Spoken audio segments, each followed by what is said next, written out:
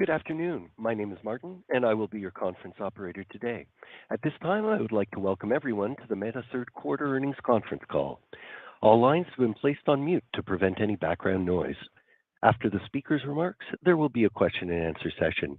If you would like to ask a question, please press the 1, then the number 4 on your telephone keypad. This call will be recorded. Thank you very much. Ms. Deborah Crawford, Meta's Vice President of Investor Relations, you may begin. Thank you. Good afternoon, and welcome to Meta Platforms' third quarter 2022 earnings conference call. Joining me today to discuss our results are Mark Zuckerberg, CEO, and Dave Wehner, CFO. Susan Li, VP of Finance, and our incoming CFO, and Marnie Levine, Chief Business Officer, are also on the call and will join Mark and Dave for the Q&A portion. Before we get started, I would like to take this opportunity to remind you that our remarks today will include forward-looking statements. Actual results may differ materially from those contemplated by these forward-looking statements. Factors that could cause these results to differ materially are set forth in today's press release and in our quarterly report on Form 10-Q filed with the SEC. Any forward-looking statements that we make on this call are based on assumptions as of today, and we undertake no obligation to update these statements as a result of new information or future events. During this call, we may present both GAAP and non-GAAP financial measures. A reconciliation of GAAP to non-GAAP measures is included in today's earnings press release. The press release and an accompanying investor presentation are available on our website at investor.fb.com. And now I'd like to turn the call over to Mark. Hey everyone, thanks for joining today. Our community continued to grow this quarter. We now reach more than 3.7 billion people monthly across our family of apps. And while we continue to navigate some challenging dynamics of volatile macroeconomy, increasing competition, ad signal loss, and growing costs from our long-term investments, I have to say that our product trends look better from what I see than some of the commentary I've seen suggests.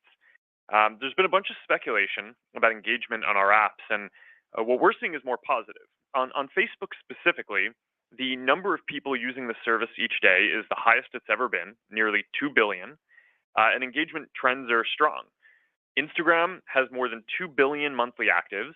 WhatsApp has more than 2 billion daily actives, also with the exciting trend that North America is now our fastest growing region. Across the family, some apps may be saturated in some countries or some demographics, but overall, our apps continue to grow from a large base. We're also seeing engagement grow, especially strong growth in Reels, and I'll share more details about that when I discuss our product priorities shortly. In terms of our business, total revenue grew slightly this quarter on a constant currency basis. We're still behind where I think we should be, but we believe that we will return to healthier revenue growth trends next year. That said, it's not clear that the economy has stabilized yet, so we're planning our budget somewhat more conservatively.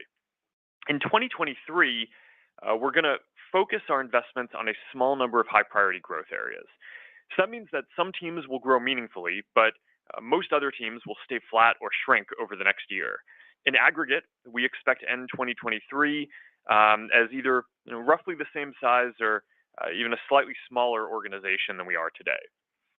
Three of the primary areas we're going to focus on are our AI discovery engine that's powering Reels and other recommendation experiences, our ads and business messaging platforms, and our future vision for the metaverse. The internal indications I've seen suggest we're doing leading work and are on the right track with these investments. So I think that we should keep investing heavily in these areas. As I've shared before, our goal is to grow family of apps operating income such that even with our AI infrastructure and Reality Labs investments, we can still meaningfully grow our overall company operating income in the long term. Our current surge in CapEx is largely due to building out our AI infrastructure, and we would expect CapEx to come down as a percent of revenue over the long term. We expect Reality Labs expenses will increase meaningfully again in 2023, with the biggest drivers of that being the launch of the next generation of our consumer Quest headset and hiring that has been done in 2022, but for which we're going to be paying the first full year of salaries next year. More broadly, beyond 2023, we expect to pace Reality Labs investments to ensure that we can achieve our goal of growing overall company operating income. Our capital allocation philosophy over the long term is to allocate a portion of the profits generated from the family of apps towards these future-focused areas, while enabling a greater return of capital to shareholders. All right, now I'd like to share some updates on the progress that we're seeing in these product areas. Our AI discovery engine is playing an increasingly important role across our products, especially as advances enable us to recommend more interesting content from across our networks and feeds that used to be primarily driven just by the people and accounts you follow. So this, of course, includes Reels, which continues to grow quickly across our apps, both in production and consumption. There are now more than 140 billion Reels plays across Facebook and Instagram each day. That's a 50% increase from 6 months ago. Reels is incremental to time spent on our apps. The trends look good here, and we believe that we're gaining time spent share on competitors like TikTok. Over time, I expect a few things to set our products apart here. First is that our discovery engine work allows us to recommend all types of content beyond Reels as well, including photos, text, links, communities, short and long form videos, and more. Second is that we can mix this content alongside posts from your family and friends, which can't be generated by AI alone. And third, as more social interactions move to messaging, we're developing a flywheel between discovery and messaging that are going to make these apps stronger. On Instagram alone, people already reshare Reels 1 billion times a day through DMs. Moving to monetization, I've discussed in the past how the growth of short-form video creates near-term challenges, since Reels doesn't monetize at the rate of feed or stories yet. That means that as Reels grows, we're displacing revenue from higher monetizing surfaces. I think this is clearly the right thing to do, so that way Reels can grow with the demand that we're seeing. But closing this gap is also a high priority. Even with the progress we've made, we're still choosing to take a more than $500 million quarterly revenue headwind with this shift, but we expect to get to a more neutral place over the next 12 to 18 months. I mentioned last quarter that Instagram Reels had crossed a $1 billion annual revenue run rate. We continue scaling monetization across both Instagram and Facebook, and the combined run rate across these apps is now $3 billion. Beyond Reels, messaging is another major monetization opportunity. Billions of people and millions of businesses use WhatsApp and Messenger every day, and we're confident that we can connect them in ways that create valuable experiences.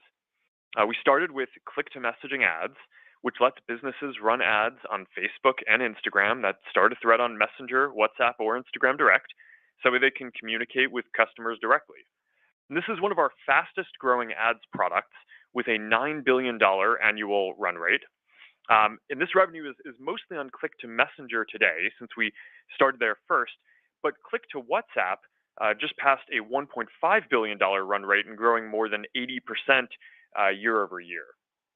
Paid messaging is another opportunity that we're starting to tap into, and it continues to grow quickly, but from a smaller base. We're putting the foundation in place now to scale this with key partnerships like Salesforce, which lets all businesses on their platform use WhatsApp as the main messaging service to answer customer questions, send updates, and sell directly in chat. And we also launched GeoMart on WhatsApp in India, and it's our first end-to-end shopping experience that shows the potential for chat-based commerce through messaging. So between click-to-messaging and paid messaging, I'm confident that this is going to be a big opportunity. The last area that I want to discuss today is the metaverse. We just had our Connect conference and announced Quest Pro, which we just started shipping. It's our new high-end VR headset that delivers high-resolution mixed reality, so you can blend virtual objects into the physical environment around you. It's pretty amazing when you see it, and it's going to enable all kinds of new experiences and socializing, gaming, fitness, and work. And I'm really looking forward to seeing what people build with this new capability. Work in the metaverse is a big theme for Quest Pro. There are 200 million people who get new PCs every year, mostly for work. And our goal for the Quest Pro line over the next several years is to enable more and more of these people to get their work done in virtual and mixed reality, eventually even better than they could on PCs. And to deliver a great work and productivity experience, I'm excited about the partnerships that we announced with Microsoft bringing their suite of productivity and enterprise management services to Quest, Adobe and Autodesk bringing their creative tools, Zoom bringing their communication platform, Accenture building solutions for enterprises, and more. There's still a long road ahead to build the next computing platform, but we are clearly doing leading work here. This is a massive undertaking, and it's often going to take a few versions of each product before they become mainstream.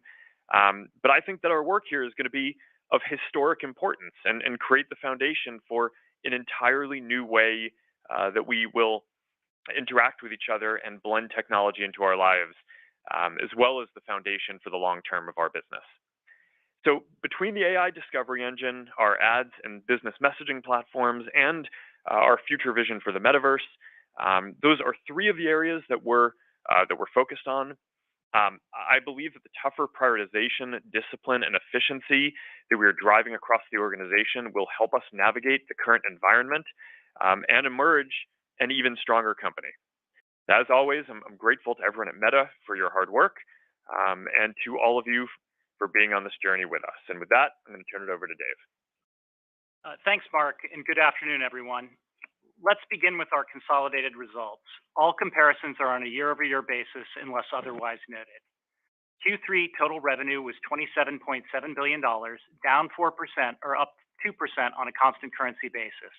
Had foreign exchange rates remained constant with Q3 of last year, total revenue would have been approximately $1.8 billion higher. Q3 total expenses were $22.1 billion, up 19% compared to last year. This includes a $413 million impairment of certain operating leases as part of our ongoing work to align our office facilities footprint with our anticipated operating needs. In terms of the specific line items, cost of revenue decreased 1% as a reduction in Reality Labs hardware costs was offset by growth in infrastructure and content-related expenses. R&D increased 45%, mainly driven by hiring within our family of apps and Reality Labs segments, as well as Reality Labs technology development costs. Lastly, marketing and sales and G&A increased 6% and 15% respectively, mainly driven by headcount-related costs. Our pace of hiring slowed in the third quarter, consistent with our previously stated plans.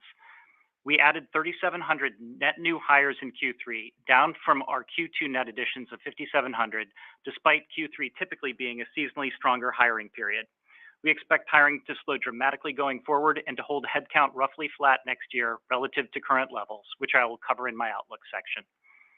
Third quarter operating income was $5.7 billion, representing a 20% operating margin. Our tax rate was 21%. Net income was $4.4 billion, or $1.64 per share. Capital expenditures, including principal payments on finance leases, were $9.5 billion, driven by investments in servers, data centers, and network infrastructure. Free cash flow was $173 million. We repurchased $6.5 billion of our Class A common stock in the third quarter and completed an inaugural debt offering of $10 billion. We ended the quarter with $41.8 billion in cash and marketable securities. Moving now to our segment results. I'll begin with our Family of Apps segment. Our community across the Family of Apps continues to grow. We estimate that approximately 2.9 billion people used at least one of our Family of Apps on a daily basis in September, and that approximately 3.7 billion people used at least one on a monthly basis. Facebook continues to grow globally and engagement remains strong. Facebook daily active users were 1.98 billion, up 3% or 54 million compared to last year. DAUs represented approximately 67% of the 2.96 billion monthly active users in September. MAUs grew 48 million or 2% compared to last year. Q3 total Family of Apps revenue was $27.4 billion, down 4%.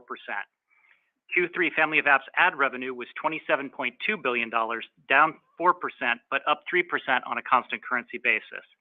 Consistent with our expectations, the headwind to year-over-year growth from Apple's ATT changes diminished in Q3 as we lapped the first full quarter post the launch of iOS 14.5. However, this was offset by weak advertising demand, which we believe continues to be impacted by the uncertain and volatile macroeconomic landscape. As a result, our Q3 constant currency growth rate was in line with our Q2 rate. The healthcare and travel verticals were the largest positive contributors to growth in Q3. However, this was offset by continued softness in other verticals, including online commerce, gaming, financial services, and CPG. On an advertiser size basis, revenue growth from large advertisers remains challenged, while we've seen more resilience among smaller advertisers. Foreign currency was a significant headwind to advertising revenue growth in all international regions. On a user geography basis, year-over-year ad revenue growth was strongest in Asia Pacific and rest of world at 6% and 3% respectively, with both regions continuing to benefit meaningfully from strong growth in click-to-messaging ads. North America and Europe declined 3% and 16% respectively. In Q3, the total number of ad impressions served across our services increased 17%, and the average price per ad decreased 18%. Impression growth was driven by Asia Pacific and rest of world. The year-over-year decline in pricing was primarily driven by strong impression growth, especially from lower monetizing services and regions, foreign currency depreciation, and lower advertiser demand. Family of apps other revenue was $192 million, up 9%, driven by strong business messaging growth from our WhatsApp business platform, partially offset by a decline in other line items. We continue to direct the majority of our investments towards the development and operation of our family of apps. In Q3, family of apps expenses were $18.1 billion, representing 82% of our overall expenses. FOA expenses grew 18%, driven mostly by employee-related costs, infrastructure-related costs, and the impairment of certain operating leases for office facilities that we plan to exit. Family of apps operating income was $9.3 billion, representing a 34% operating margin. Within our Reality Labs segment, Q3 revenue was $285 million, down 49% due to lower Quest 2 sales. Reality Labs expenses were $4 billion, up 24%, due primarily to employee-related costs and technology development expenses. Reality Labs operating loss was $3.7 billion. Turning now to the outlook. We expect fourth quarter total revenue to be in the range of $30 to $32.5 billion. Our guidance assumes foreign currency will be an approximately 7% headwind to year-over-year total revenue growth in the fourth quarter based on current exchange rates. Before turning to the expense outlook, I wanted to provide some context on the approach we are taking towards setting our 2023 budget. We are making significant changes across the board to operate more efficiently. We are holding some teams flat in terms of headcount, shrinking others, and investing headcount growth only in our highest priorities. As a result, we expect headcount at the end of 2023 will be approximately in line with third quarter 2022 levels. We've increased scrutiny on all areas of operating expenses. However, these moves follow a substantial investment cycle, so they will take time to play out in terms of our overall expense trajectory. Some steps, like the ongoing rationalization of our office footprint, will lead to incremental costs in the near term. This should set us up well for future years when we expect to return to higher rates of revenue growth. Turning now to the specific expense outlook for 22 and 23. We expect 2022 total expenses to be in the range of $85 to $87 billion, updated from our prior outlook of $85 to $88 billion. This includes an estimated $900 million in additional charges in Q4 related to consolidating our office facilities footprint that we expect to record in the fourth quarter of 2022. We anticipate our full year 2023 total expenses will be in the range of $96 to $101 billion. This includes an estimated $2 billion in charges related to consolidating our office facilities footprint.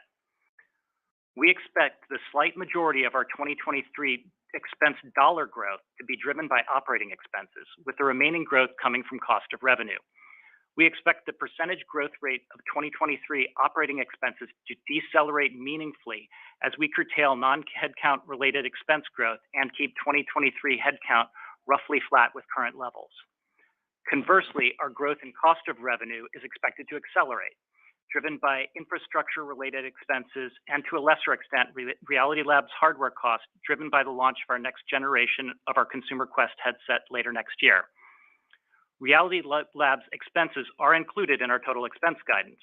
We do anticipate that Reality Labs operating losses in 2023 will grow significantly year over year. Beyond 2023, we expect to pace Reality Labs investments such that we can achieve our goal of growing overall company operating income in the long run. Before turning to our CapEx outlook, I'd like to provide some context on our infrastructure investment approach. We are currently going through an investment cycle, which is primarily driven by two large areas of investment. First, we are significantly expanding our AI capacity. These investments are driving substantially all of our capital expenditure growth in 2023. There's some increased capital intensity that comes with moving more of our infrastructure to AI.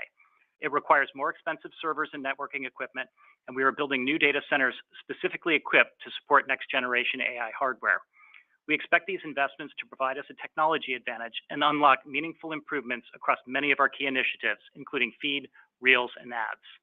We are carefully evaluating the return we achieve from these investments, which will inform the scale of our AI investment beyond 2023. Second, we are making ongoing investments in our data center footprint. In recent years, we have stepped up our investment in bringing more data center capacity online, and that work is ongoing in 2023. We believe the additional data center capacity will provide us greater flexibility with the types of servers we purchase and allow us to use them for longer, which we expect to generate greater cost efficiencies over time. These investments, along with revenue headwinds, are contributing to higher capital expenditures as a percentage of revenue in 2022 and 2023 than we expect over the long term. Turning now to the specific CapEx outlook for 22 and 23. We expect 2022 capital expenditures, including principal payments on finance leases, to be in the range of $32 to $33 billion, updated from our prior range of $30 to $34 billion. For 2023, we expect capital expenditures to be in the range of $34 to $39 billion, driven by our investments in data center, servers, and network infrastructure. An increase in AI capacity is driving substantially all of our capital expenditure growth in 2023. Turning to tax. Absent any changes to U.S. tax law, we expect our fourth quarter 2022 and our full year 2023 tax rate to be similar to the third quarter 2022 rate. In addition, as noted on previous calls, we continue to monitor developments regarding the viability of transatlantic data transfers and their potential impact on our European operations. In closing, we are pleased with the growth of the community using our family of apps and the engagement improvements we are driving with efforts such as Reels and our AI-powered content recommendations. While we are facing near-term headwinds on revenue, the fundamentals are there for a return to stronger top-line growth. We are approaching 2023 with a focus on efficiency and spending discipline, and I'm optimistic that these moves will set us up well to achieve our goal of driving operating income growth over the long term while investing for future growth. On a personal note, I'll be closing out a decade at Meta in the next couple of weeks, including the last 8 years as CFO. In my new role, I'm looking forward to continuing to help the company achieve its long-term mission and execute on its financial plan. I couldn't be happier to hand off the CFO role to Susan Li, who is one of the most talented executives that I've had a chance to work with in my long career in finance and tech. And with that, Martin, let me open up the call for questions. Thank you. We will now open the lines for a question and answer session.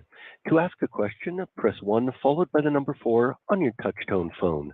Please pick up your handset before asking your question to ensure clarity. If you are streaming today's call, please mute your computer speakers. And your first question comes from the line of Brian Novak with Morgan Stanley. Thanks for taking my questions. If I could squeeze in 2. The first one is on CapEx and return on invested capital.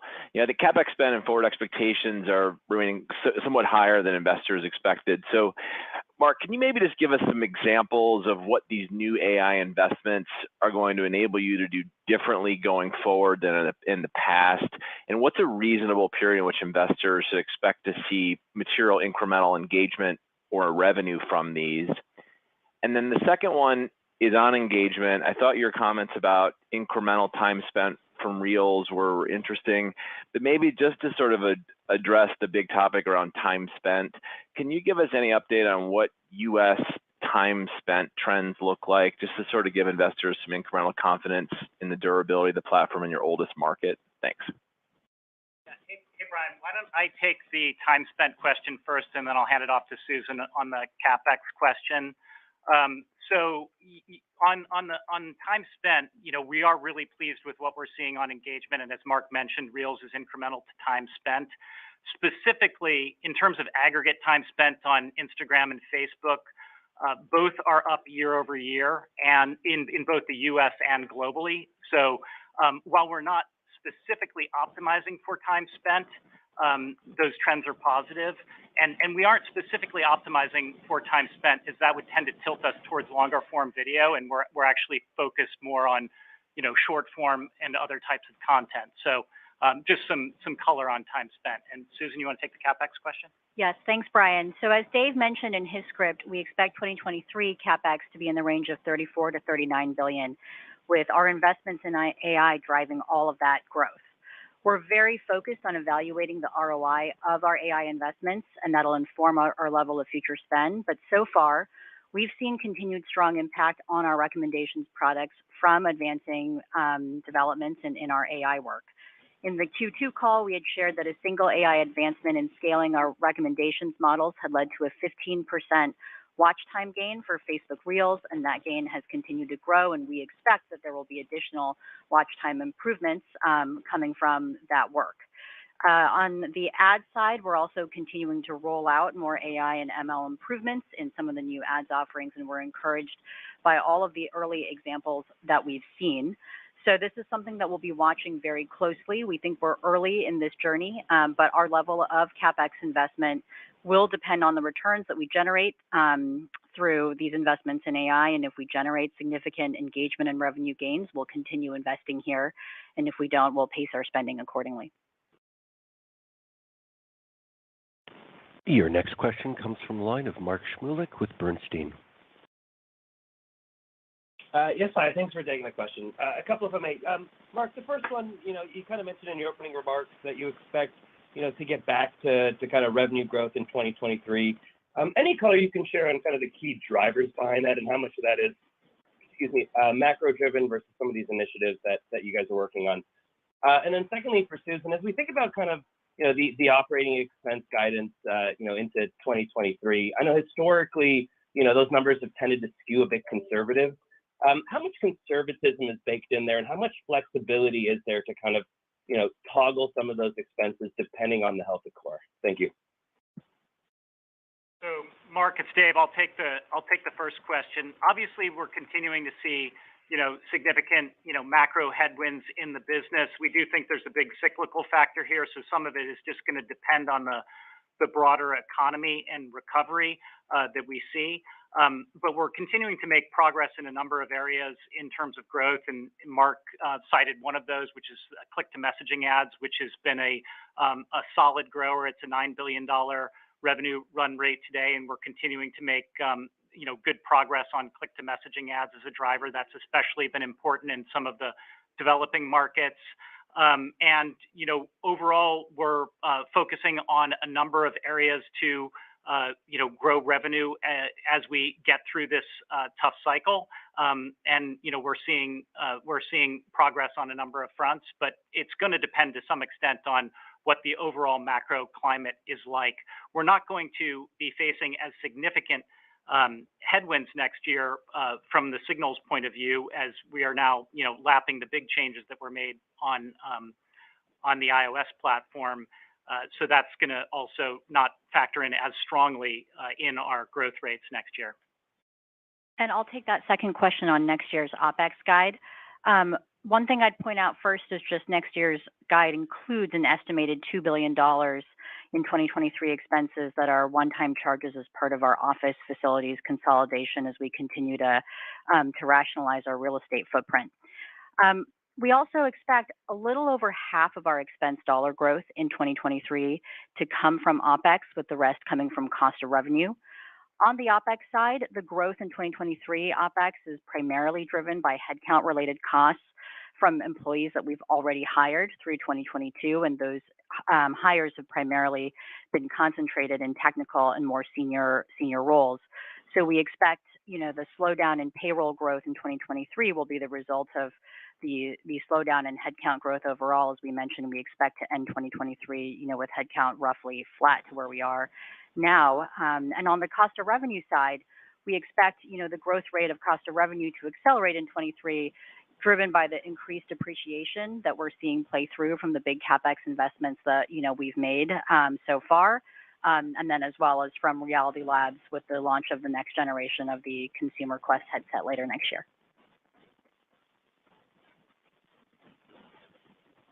Your next question comes from the line of Justin Post with Bank of America. Great. A couple questions on the Reels transition. When you think about that business and people coming to the site, do you think, how does it compare to the news feed as far as repeat rates or retention? And are you a little worried that it's a little less proprietary than your prior content? And then second, I think there are a lot of questions on CapEx. Just wondering if the build here for this year and next is one time to kind of get your capabilities in place, and then maybe you can go back to kind of a mid-teens level as a percentage of revenue, or is just the transition in the business just a higher capital intensity business? Thank you. So, Justin, on the Reels transition, as Mark noted, it is incremental to time spent. So we are seeing a benefit from Reels to contributing to overall engagement on the platform. And it's, contributing to healthy engagement dynamics. And I'd say that coupled with our recommendation engine, which is also, increasing engagement on the platform, are both promising trends on the engagement front. From a monetization perspective, we are still working to close the gap between Reels and feeds and stories, but it's going to take, time before Reels becomes a tailwind to revenue. As Mark mentioned, we're on about a $3 billion run rate today, but Reels was still, negative overall to revenue by about $500 million in the quarter. So, we expect that it should be a tailwind to the business eventually, and we're sort of saying that's probably in the 12 to 18 month time frame. But overall, we're pleased with the impact that Reels has on the business, specifically on the engagement front. And on your second question about the CapEx guide, I would really think about our CapEx investment as kind of the AI and non-AI components. On the AI side, which really is driving all of the CapEx growth in 2023, we will be pacing that future investment on the basis of the returns that we're able to see and measure. So frankly, we're hopeful that there will be a big opportunity to invest more here because we expect that this will be a high ROI area of investment for us. On the non-AI side, a lot of that spend is in ongoing investments on our data center footprint, where we had stepped up our investment in recent years to build sort of ahead of our anticipated capacity needs, and that work continues in 2023. We do expect this component of our CapEx spend to become more efficient over time, and we're actively looking for more efficiencies there. So I don't know that we are benchmarking to an exact number on the combination of those two things. The future intensity, I think, is going to depend on the returns that we generate through those increased AI investments. Yeah, and maybe I'll just add some color on how I'm seeing this too, just because the Reels and Discovery Engine work is such a big part of what we're spending our time and energy on right now.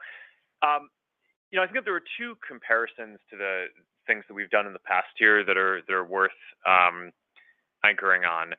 For Reels monetization specifically, anytime we've had a new format, like when we added stories, or even before that when we were primarily on desktop and we shifted to mobile feed, we sort of had this dynamic where we focused on increasing engagement and growing demand for the product.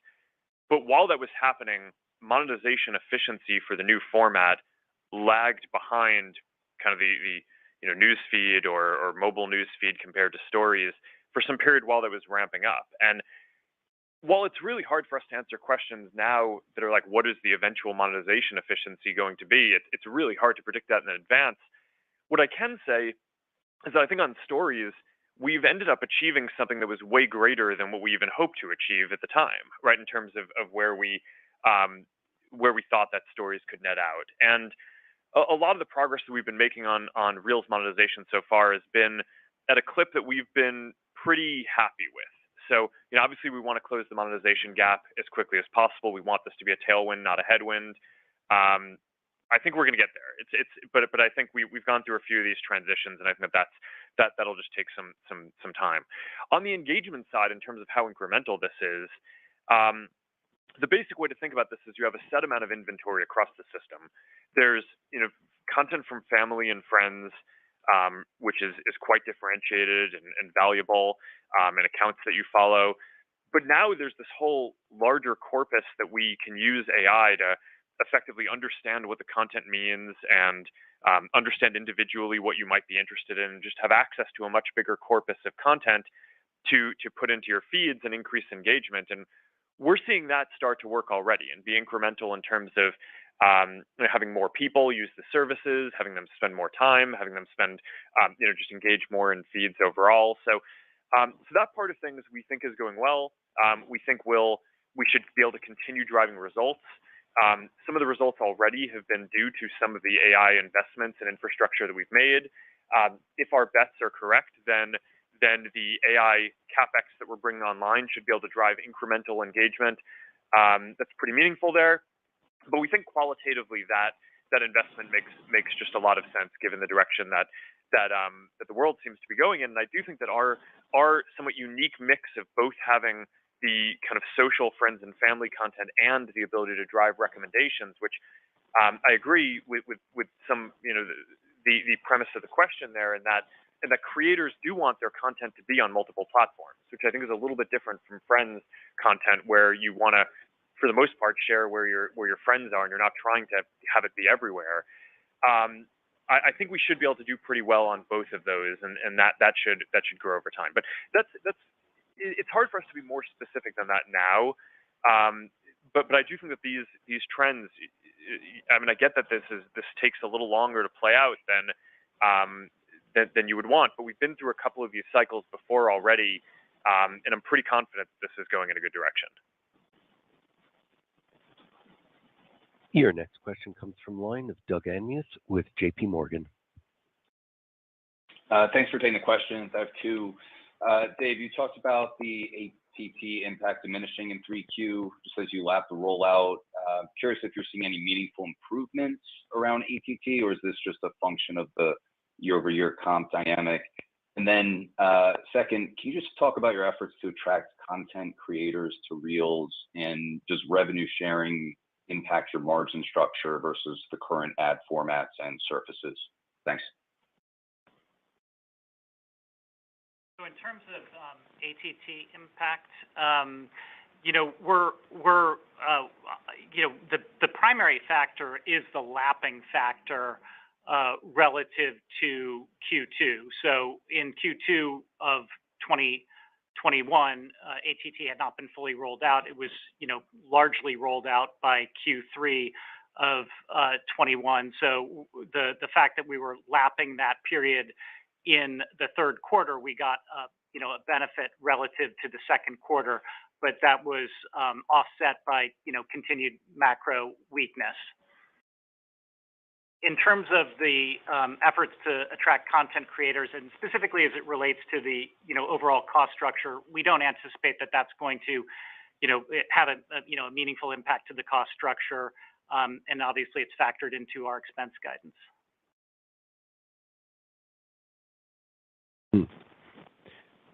Your next question comes from the line of Eric Sheridan with Goldman Sachs.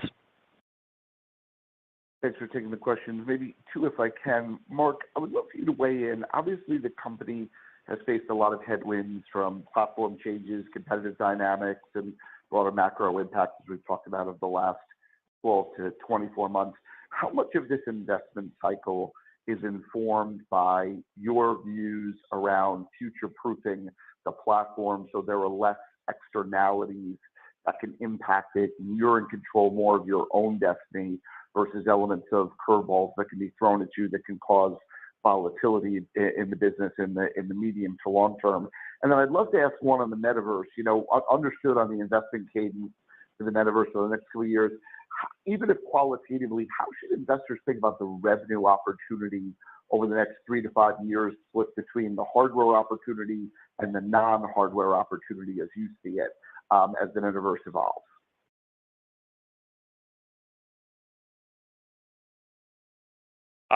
Sure. I can take the first one, and then I guess I could take the second one too. So the first question was what was this? The second. How much of the Yeah. Right. Okay. So I think that that's a factor, but it's not the primary thing that's driving it. So on the business side, I think certainly you see dynamics like what Apple has done with ATT and continues to do in some ways with the policy that they announced yesterday, which are obviously big risks um, and we see as issues. But there are also other things that we just believe that we've invested so much in measurement over time because since our ads help people higher up in the funnel than search ads, for example, we think that often less of the value of sales is attributed to us than should be. So for all these reasons, having a funnel that's more integrated where we do more commerce internally, this is a big part of what we hope to achieve with business messaging and the fact that you can find a customer, have a thread directly with them in a business chat, and be able to sell a product directly, or to be able to do customer support and then help people out with a product and then maybe sell them something else. That kind of integration, I think, is going to be valuable very broadly in terms of making sure that the value that we're creating for businesses and consumers can be more efficiently measured and attributed to our services. A lot of this, though, is it's not just about fortifying against outside threats. A lot of this is just you can build new and innovative things by when you control more of the stack yourself. So I mean, in the metaverse sense, a lot of the things that we're trying to enable, right? This feeling of presence, which in a lot of ways is sort of the ultimate social experience. When you do it physically, or eventually, when as you're doing it virtually, being able to design the hardware so that way you can have sensors that can help map your facial expressions and emotions to the avatar that you have virtually, I think is going to be just a very profound experience, and you can start to experience that with Quest Pro, which is out now. And it's just not clear if we weren't driving this forward that anyone else would be. So I think that sort of integration and innovation is really helpful. Similarly, I think the fact that we can create a lot of the business and commerce platform around our messaging platform products, but then link to them from Facebook and Instagram, creates some unique experiences that I think would be very hard to create otherwise as well. Just in terms of having that kind of full loop in the product. So I think that like enabling more experiences, I think, is really the primary driver, and then the sort of fortification against external risks is certainly a strategic advantage over the long term, but probably not the only reason why we're doing this. Your next question comes from the line of Youssef Squali with Truist. Great, thank you very much. Maybe one question for Dave or Susan, and then one for Mark. What kind of base case assumptions for macro are you guys baking in for 2023 with against that 12 to 15% increase in OPEX and CAPEX guide? And can you talk about maybe the fixed versus variable component in the expense guide that could give you the flexibility to address any material macro changes next year? And Mark, relative to your own expectations when you decided to pursue the metaverse strategy a couple years ago, how would you rate the company's performance to date in terms of product rollout, engagement with things like Horizon Worlds, et cetera? And is the opportunity evolving, in line with your expectations? And if not, what are the key gating factors? Thank you. Hi, it's Susan on the first question. We haven't given revenue guidance yet for 2023, but our Q4 2022 guide is a range, and that range certainly encompasses, I think, a wide variety of macro expectations. We're certainly in a period right now where we are seeing a slowdown in advertising demand, and that correlates with a lot of things that we're seeing outside of just our sector here, including rising inflation and supply chain issues sort of more broadly across the economy.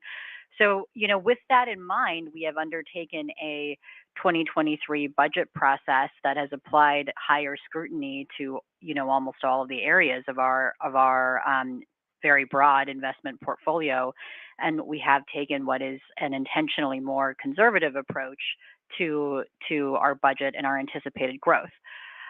You asked about the sort of fixed versus variable components of the 2023 OpEx guide. I think I'd mentioned that, a little over half of that is coming from OpEx, the rest from cost of revenue. So the cost of revenue piece, that has the sort of the growth and depreciation, which is certainly fixed and, is just playing through from prior year CapEx growth. Part of that is coming from Reality Labs and the launch of the next gen consumer Quest headset. So that sort of corresponds to the product launch. And then on the OpEx side, a lot of the growth in 2023 OpEx is coming from employees who we've already hired. We expect that we're going to, have the same number of employees, end of 2023. So that's an area where, we're pretty focused on being disciplined also. And then finally, I'd just mention again, there's that $2 billion office facilities consolidation charge that's also included in the 23 OpEx guide. Sure. And in terms of the metaverse efforts and kind of how we're doing compared to what I expected, it's a pretty wide portfolio of things that we're working on, which I think is important to internalize, because what I think most people see are the VR headsets, right? Because that's sort of the first thing that we launched. I mean, Quest 2 is the first mainstream VR headset. I kind of think about what we're doing. There's 4 major platforms that we're focused on developing. One is the kind of social metaverse platform, where you see an early version of that with Horizon, with the Avatar system. And that's an area where we're really, we're iterating out in the open, right? It's a kind of a live, early product platform. And that's evolving quickly. But obviously has a long way to go before it's going to be what we aspire for it to be. But that's one important area that's, given what we do is sort of the social company that's about people interacting, how you express yourself in all forms, the kind of expressive avatars, the photorealistic avatars. We think we're doing some leading work there, but obviously we need to get that into the product and continue iterating on that. VR is the second major platform. In there, I think that there's going to be a consumer-focused product that probably will reach very large scale. But there's also, I think, going to be a work-focused product that, it's like you don't, do most of your work on a $500 device. We have computers and workstations that are much more powerful and have more technology in them. And I think that that's going to end up being similar here as well. So we started that with Quest Pro, and we're sort of at the start of the journey there.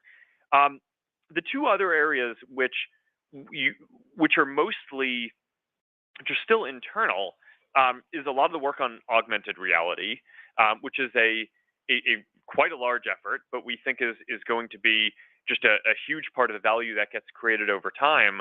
And there, a lot of what I'm judging is, how well are the R&D efforts going? There are some kind of basic things that we need to get right, some integration of things, some figuring out how to manufacture things, and where we're making progress on that. And I'd say, a bunch of that is that there are some things that are going better than I expected, some things that seem like they might take a bit longer. But overall, I mean, there's none of the indications that I have would suggest that anyone else in the world is doing leading work ahead of us in those areas, even though we haven't obviously shipped the AR glasses yet. And then the fourth platform, after the kind of social platforms, VR and AR, is neural interfaces, which I think the kind of wrist-based EMG interface, which is, for all these computing platforms, there's going to end up being, input is a really important part. How do you basically control the computing platform? And we think by the time that you have glasses and you're kind of walking down the street with glasses, you're not going to have controllers with that. You're not going to want to have your hands kind of like hovering in the air, and you're not always going to want to talk to the thing, even though that's going to be one way that we use them a bunch of the time. Sometimes you're going to want something that's more private. So we think that having a discrete way to basically communicate with the device is going to be critical, and that's also an area where, as far as I can see, the research that we're doing is really leading here. So it's a pretty big surface.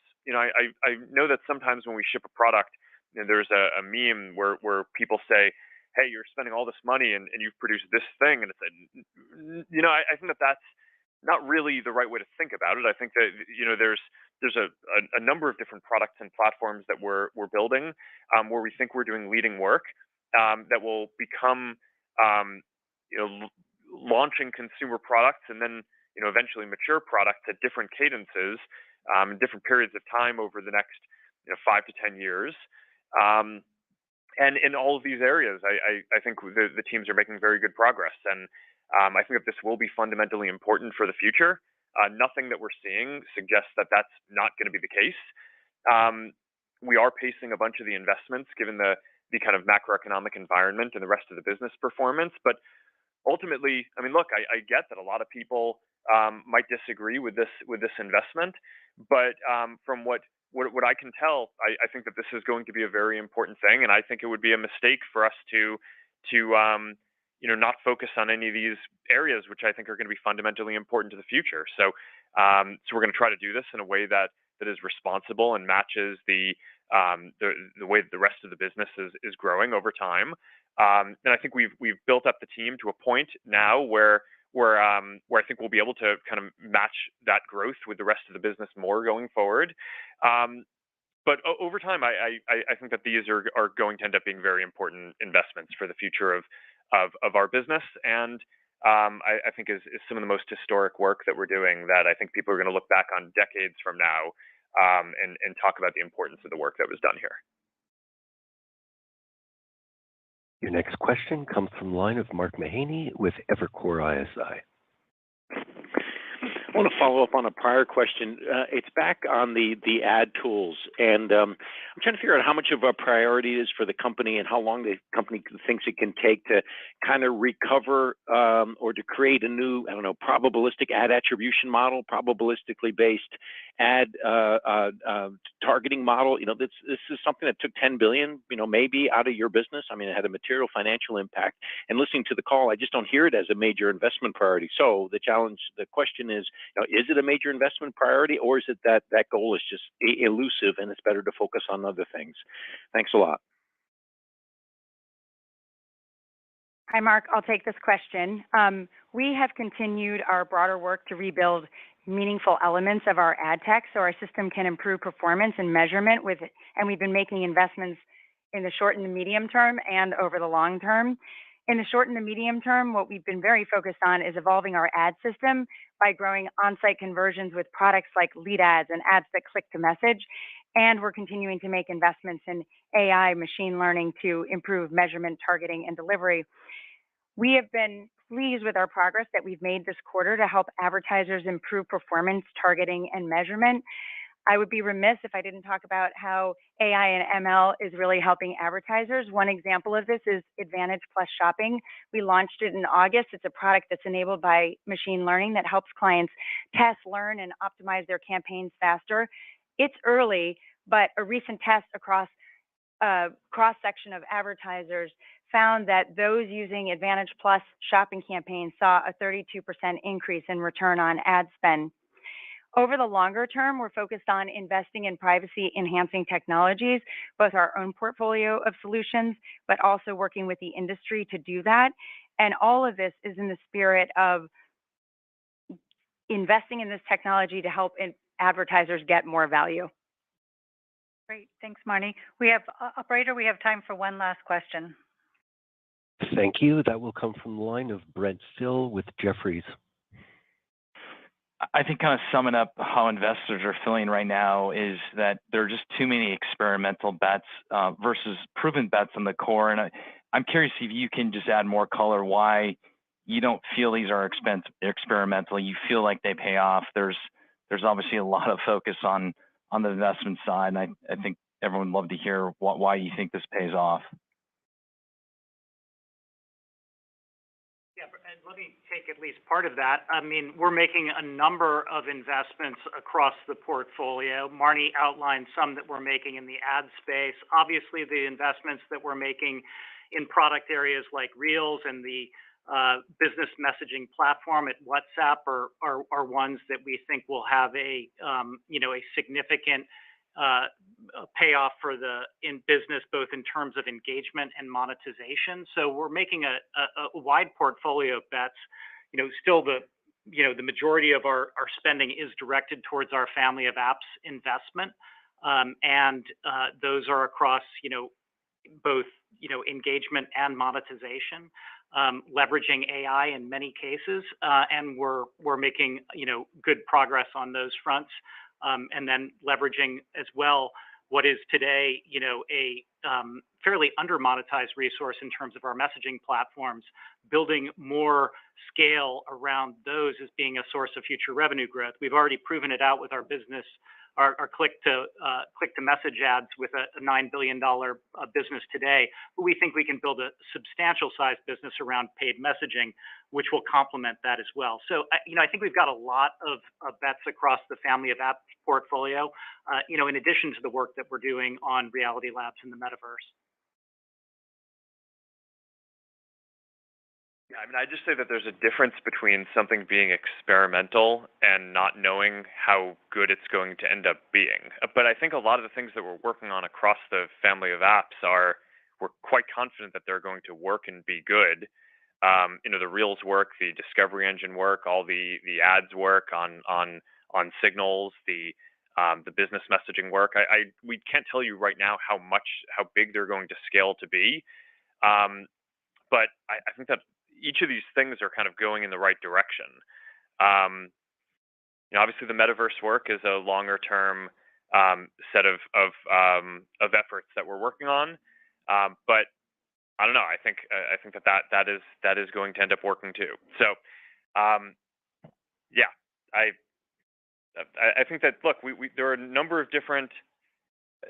There are a lot of things going on right now in the business and in the world, and so it's hard to have like a simple, we're going to do this one thing and that's going to solve all the issues. I mean, there's macroeconomic issues. There's a lot of competition. There's ads challenges, especially coming from Apple. And then there's some of the longer term things that we're taking on expenses because we believe that they're going to provide greater returns over time. And I think we're going to resolve each of these things over different periods of time. And I appreciate the patience, and I think that those who are patient and invest with us will end up being rewarded. Just adding to what Mark just said, it is a challenging time for advertisers, and what they are focused on, given the economic uncertainty, is getting a strong return on investment. Going back to the family of apps and services, Reels continues to be the fastest growing format on Instagram and Facebook, and it is a great way for people to discover new interest creators and connect with businesses. What we're focused on is making sure that businesses get a strong ROI on Reels. And one example that shows that we're delivering on this in terms of our investments is Corksicle, which is the insulated drinkware brand that added Reels to its business as usual strategy and saw a 34% higher return on ad spend and a 34% higher sales. So we are making progress with our investments and helping advertisers find that ROI that they're looking for. Great. Thank you, everybody, for joining us today. We appreciate your time, and we look forward to speaking with you again. And this concludes today's conference call. Thank you for joining us. You may now disconnect your lines.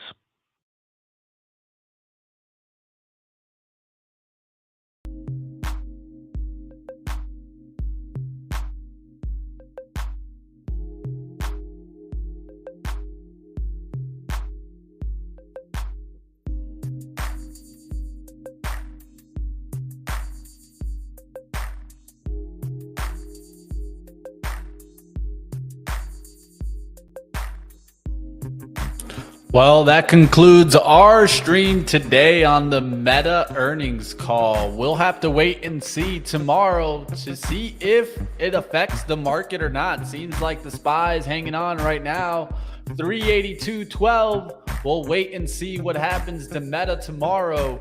Big hit in the after hours. We'll see you tomorrow on Pre-Market Prep. Don't miss us, 8 a.m. Eastern to 9 a.m. Eastern. Every single morning, we go through all the biggest headlines in the market and get you ready for your trading day. See you tomorrow, team. Hit the like on your way out. And of course, subscribe to Benzinga for all your market content. See you next time, team. Did you know nearly all stock price changes of 10% or more result from a single news headline? That's right. News headlines have a unique ability to drive stock prices up or down. These news catalysts create trading opportunities every day. All you need is a little help to reach out and take them. And if you're looking to grow your portfolio, it doesn't matter if your investment budget is small or big. An easy-to-read stream of news headlines will increase your opportunities to profit from price changes in the stock market, consolidate a knowledge-based investment strategy, and grow your portfolio. All you need is Benzinga Pro and its powerful news alerts, price tracking, and portfolio monitoring to make a positive change in your trading performance. We've already helped thousands of retail traders across the world, and they could not be happier. Increase your market knowledge, boost your exposure to big movers, and make informed trades before major price changes. The opportunity